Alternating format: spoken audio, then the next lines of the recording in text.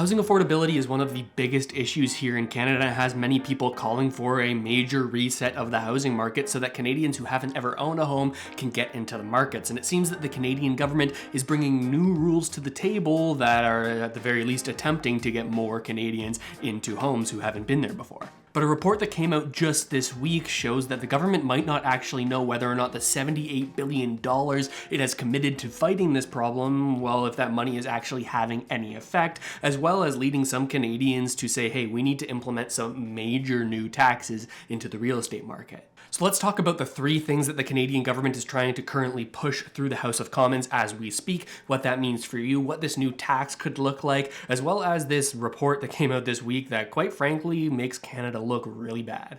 Let's start with a quote that came out just 2 days ago from Ahmed Hussen, who is the Minister of Housing and Diversity and Inclusion here in Canada. And by the way, if you haven't already subscribed to the channel, make sure to do so so you can keep on getting Canadian updates like this. Now, the context for this quote is that just this week, the Canadian government did pass one bill that brought in a $500 top up to renters who are low income in Canada. And this is what he had to say about it. Our government continues to be there with responsible, targeted supports for Canadians in need. This $500 one-time top up to the Canada Housing benefit will help those most vulnerable renters in these difficult times. By providing this payment, our government is ensuring that our most vulnerable neighbors continue to have access to housing, one of their most basic needs. Now, some Canadians are frustrated with the Liberal government saying that they're just not doing enough to try to solve this housing affordability crisis that is making it harder to see a positive future in Canada for many young Canadians. But the government is trying to bring in three new things with this new bill that is currently being studied in the House of Commons right now,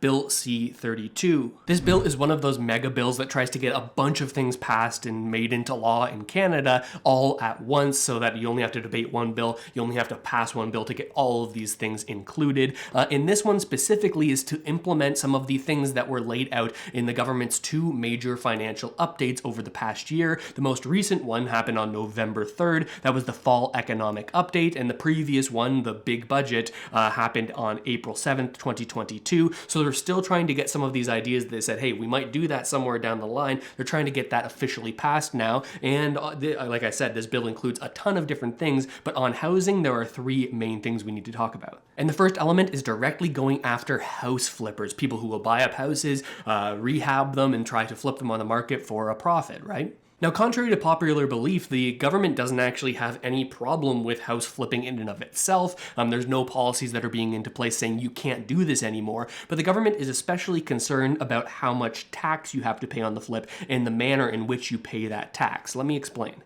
The government wants to make sure that any income or any profits that you make on flipping a house is deemed as business income and isn't treated as a capital gain. And this has a huge impact on how much tax flippers have to pay on their homes. We'll get into that difference in a second, but the other thing that they're targeting here is saying that, hey, any property that you own for less than 365 consecutive days, well, that's going to be treated as a flipped property, and that means it's going to be treated as business income, not a capital gain. And this could mean thousands, if not hundreds of thousands, tens of thousands at the very least, dollars extra that flippers are going to have to pay in tax.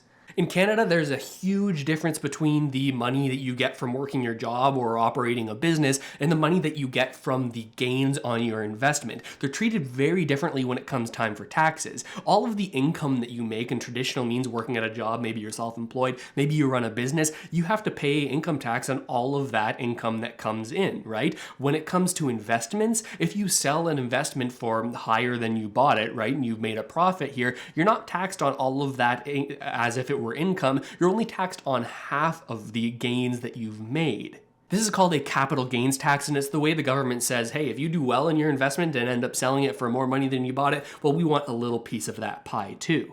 So for these flippers, if they weren't already claiming this as business income before, now they're certainly going to have to claim the profit that they've made as business income, not as a capital gain, meaning the government can essentially tax them on twice as much profit. The idea is that being more aggressive with these taxes means that less people will flip properties because it makes less financial sense to do so, because so much of the money that you make when you do it goes directly to the government. Now, if you don't think that this is going to entirely make a change in the market, there are a couple other measures included in this bill that the government at least thinks will. The next one is a doubling of the first-time home buyer's tax credit, a tax credit that you can apply for if you're purchasing a home for the very first time, you've never owned a property before, and neither has your common law partner or spouse. Now, traditionally, let me just switch tabs here so I can show you, this home buyer's tax credit is for around $1,500 to eligible home buyers. They're looking to double this, make it up to $3,000 or $3K that people can apply for. Obviously, in the grand scheme of things, this isn't a lot of money given where home prices are today. And in terms of actually helping more people to get into homes, there's a lot to be said about the government policies that will actually create more demand in the market. Trying to make it easier for first-time home buyers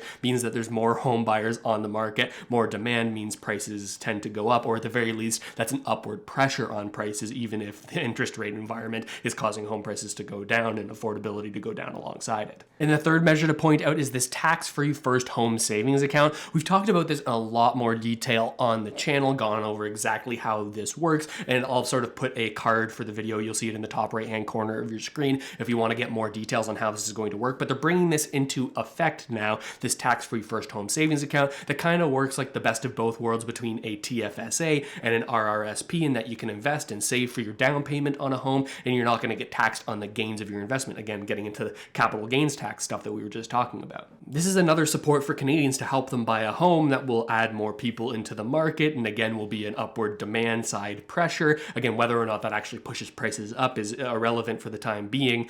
This is an upward pressure on demand. So while it might help certain people be able to actually get a home, it will certainly not be a downward price pressure, right? But many people have lost faith that these government policies will actually do anything to help in the long term, and even people outside of Canada are starting to take notice. Here's an article that was just published by the New York Times, and it's in response to a report we're going to go over in today's video. They say, did billions in spending make a dent in homelessness? Canada doesn't know. And this is a big deal, and let's get into it. Canada's Auditor General just came out with a report that says the federal government does not know whether the efforts put forward so far have improved housing outcomes for vulnerable Canadians. If you're not familiar, Canada's Auditor General is a person who is not affiliated with any political party. They're not NDP, not Conservative, not Liberal, not Green Party, not anything. They're just someone who is sort of thought as a neutral third party that will do reports, do research to give parliamentarians an actual idea of whether or not their policies are working at all. And she finally took a look at the National Housing Strategy, which is the Liberal government's biggest plan when it comes to housing. 78.5 billion Canadian dollars invested over 10 years in an effort to cut chronic homelessness and improve housing affordability in half by 2028. This is the Liberals' by far largest housing commitment, and the thing that in question period, when Ahmed Hussein, the Minister for Housing, is asked about, like, what are you doing to help Canadians, he says all of these National Housing Strategy programs are actually making a difference for Canadians, but based on the Auditor General's report, it seems that this is not so. And this is a breakdown of where all of this money has gone. I'll move myself over here so you can sort of see it, but this pie chart shows in millions of dollars, right? This is 1,127 million. This is 32,544 million. So this shows where all of this money has gone. A lot of it has gone to the CMHC-led initiatives to try to make housing more affordable and to cut out homelessness in Canada, make things better for Canadians who are struggling to find housing. And the main takeaways from this report are pretty damning. Essentially, every single organization that has been given this money is doing things with it, yes, but is not tracking whether or not this actually has a positive effect on Canadians. Take a look at this. $1.36 billion given to try to prevent chronic homelessness. The department did not know whether or not chronic homelessness and homelessness had increased or decreased since they started their efforts here. The same goes for the largest beneficiary of this money, the CMHC. They spent about $4.5 billion since the start of this program, committed $9 billion more, but did not know who was benefiting from its initiatives. They also said that when the CMHC was building this affordable rental housing units that they considered affordable, these were actually unaffordable for low-income households, many of which belong to the vulnerable groups that are actually prioritized by this strategy. So they're saying they're making affordable housing, but they're not tracking whether or not this housing is actually affordable for the people they're trying to target. But matters get even worse when you take a look at the bonuses that CMHC executives have received, totaling around $48 billion, and this has been brought up recently in the House of Commons itself. Mr. Speaker, the Prime Minister broke his promise to Canadians. In 2017, he launched his national housing strategy, calling it, among other things, a life-changing plan to get Canadians into homes and to keep them there. The minister even recently gave housing bureaucrats $48 million in bonuses for a job well done. But we all know, Mr. Speaker, the housing crisis has gotten worse and worse and worse under this government. So, will the minister please explain to this House and to Canadians why he gave $48 million of bonuses to bureaucrats for a job not done? Wow. The Honourable Minister for Housing. Yet another example of playing ignorance when they know better, that we don't determine the compensation rates for an independent Crown corporation. But what I will speak to, if the member has the courage to talk to his leader, to stop being the biggest gatekeeper to supports for housing for Canadians. When we introduced legislation to deliver much needed rental supports to Canadians, what did that side do? They opposed it. When we presented plans to invest in rapid housing solutions for the most vulnerable, they opposed it. That is their record, Mr. Speaker, and they can't get away from it. So when questioned about these bonuses going to CMHC, Ahmed Hussein, the Minister for National Housing, says, well, you know that the Canadian government doesn't decide what these crown corporations do with their money and how their money is organized and who gets bonuses and who doesn't. But it doesn't excuse the Liberal government for not including measures and requirements inside of the funding that they've provided for these organizations to make sure that they're actually getting the job done. He then goes on to talk about saying, hey, it's the Conservatives that actually don't support people when it comes to housing because they didn't vote in favor of this $500 housing benefit that was related to the very first quote we covered in the video from Ahmed Hussein, as well as the Rapid Housing Initiative, other affordable initiatives that the Conservatives have voted against that may or may not actually be doing any good right now if we're taking this Auditor General's report to heart. So with it looking like not much is actually getting done by the government here, depending on the way that you look at it and the measures that were inside of this bill and what's happened with the National Housing Strategy, Canadians are reasonably trying to take matters into their own hands, with a research organization saying that the majority of Canadians are in favor of taxing any home over $1 million.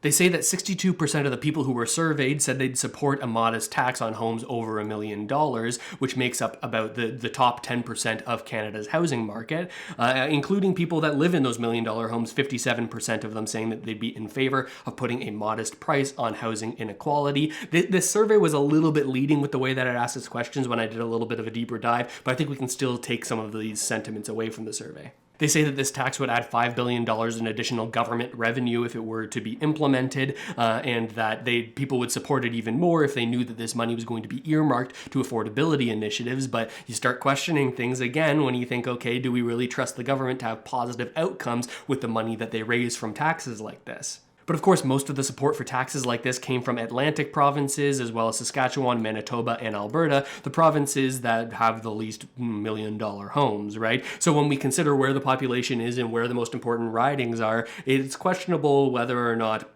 politicians would actually campaign on a change like this, because certainly there would be a lot of people in ridings where the homes are above $1 million through no fault of their own. They might get fewer votes in those ridings, right? So this is always something we need to consider. But the main takeaways is that the Canadian government is trying to do some things with those flipping tax and the first-time home buyers credit and first-time home savings account, trying to implement these things. But whether or not their largest project, the National Housing Strategy, is actually effective is called into question by this third-party, independent, neutral Auditor General. And Canadians are just getting fed up with the situation, saying, hey, we'll do anything, even put an extra tax on housing to try to make it affordable and to try to get out of this cost of living, or at the very least, the housing pricing issue that we have had in Canada for quite some time now. But I'm curious what you think about all of this. Do you think that the government's headed in the right direction? Do you think any of these other suggestions that have been brought up are the right way to go? Or is there something that I haven't talked about today that you think is the main issue we need to talk about? Let me know down in the comments. I read absolutely every single one, and I try to get back to a bunch of them. And subscribe to the channel if you haven't already done so and you appreciate Canadian-focused content like this. It's a quick click and it helps out the channel dramatically. But with all that said, thanks so much for watching, everybody. I really hope this video helped you out at least a little bit, and I'll see you next time.